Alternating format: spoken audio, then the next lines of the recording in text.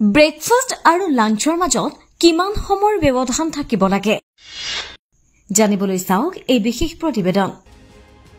সুস্বাস্থ্যৰ বাবে দিনটোত আমাক তিনিবাৰ বাবে খাদ্যৰ প্ৰয়োজন কিন্তু আপুনি জানেনে যে ব্ৰেকফাষ্ট লাঞ্চ আনকি নিশাৰ আহাৰ গ্ৰহণৰ সময়টো এটা নিৰ্দিষ্ট ব্যৱধান থকাটো প্ৰয়োজন কিয় জানোৱা হওক ৰাতিপুৱাৰ আহাৰ আৰু ৰাতিৰ আহাৰ স্বাস্থ্যসন্মত হ'ব লাগে বুলি বহু অনুভৱ কৰে যদিও বহু সময় দুপৰীয়াৰ আহাৰক লৈ ইমান চিন্তিত নহয় বেছিভাগ মানুহৰে এনেকুৱা হয় যে তেওঁলোকে কৰ্মৰ চাপৰ বাবে দুপৰীয়াৰ আহাৰ এৰি দিয়ে বা সঠিক সময়ত খাব নোৱাৰে বিশেষজ্ঞসকলৰ মতে এই অভ্যাসে আপোনাৰ ক্ষতি কৰে যদিও এইটো হয় যে যদি ভোক নাথাকিলে জোৰকৈ খোৱাৰ প্ৰয়োজন নাই গধুৰ বা দেৰিকৈ ব্ৰেকফাষ্ট কৰিলে এনে হ'ব পাৰে স্বাস্থ্যসন্মত আৰু সুষম ব্ৰেকফাষ্টে আপোনাৰ পেটটো দীঘলীয়া সময়লৈকে ধৰি ৰাখিব পাৰে আৰু আপোনাৰ শক্তি শৰীৰৰ ভিতৰত 4 পৰা 5 ঘণ্টালৈকে থাকে ব্ৰেকফাষ্টৰ পিছত দুপৰীয়াৰ আহাৰ গ্ৰহণৰ সঠিক সময় কি এতিয়া জানি থওঁ আহক যে ব্ৰেকফাষ্টৰ পিছত দুপৰীয়াৰ আহাৰ গ্ৰহণৰ বাবে কি উপযুক্ত সময় বিশেষজ্ঞসকলৰ মতে যদি আপুনি ৰাতিপুৱা 8 বজাত ব্ৰেকফাষ্ট কৰিছে তেন্তে দুপৰীয়া 1 বজাৰ ভিতৰত আহাৰ গ্ৰহণ কৰক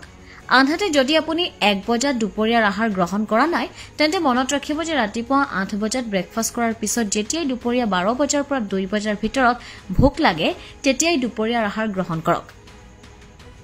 এনে পৰিস্থিতিত যেতিয়া আপুনি ব্ৰেকফাষ্টত অতি কম খাদ্য গ্ৰহণ কৰে বা একেবাৰে ব্ৰেকফাষ্ট কৰা নাই তেতিয়া আপোনাৰ সোনকালে ভোক লাগে কেতিয়াবা এই সময়ছোৱাত আপোনাৰ কাৰ্যকলাপৰ স্তৰৰ ওপৰতো নিৰ্ভৰ কৰে দুপৰীয়াৰ আহাৰ গ্ৰহণৰ বাবে এটা ৰুটিন নিৰ্ধাৰণ কৰক যাতে আপুনি দিনটোৰ বিভিন্ন সময়ত খাদ্য গ্ৰহণ নকৰে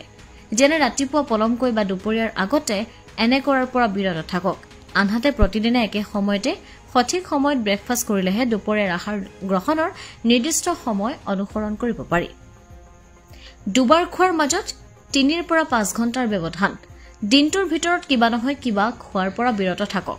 যিমান পাৰি একে সময়তে দুপৰীয়াৰ আহাৰ গ্ৰহণ কৰক বহু গৱেষণাৰ মতে মিল ফ্ৰিকুৱেন্সি ওজন হ্ৰাস হৃদৰোগ আৰু ডায়েবেটিছৰ সৈতে জড়িত দুবাৰ খোৱাৰ মাজত 3 পৰা 4 ঘণ্টা অথবা 5 ঘণ্টাৰ ব্যৱধান ৰাখিব লাগে ইয়াৰ ফলত শৰীৰে হজম শক্তিৰ বাবে পূৰ্ণ সময় পায়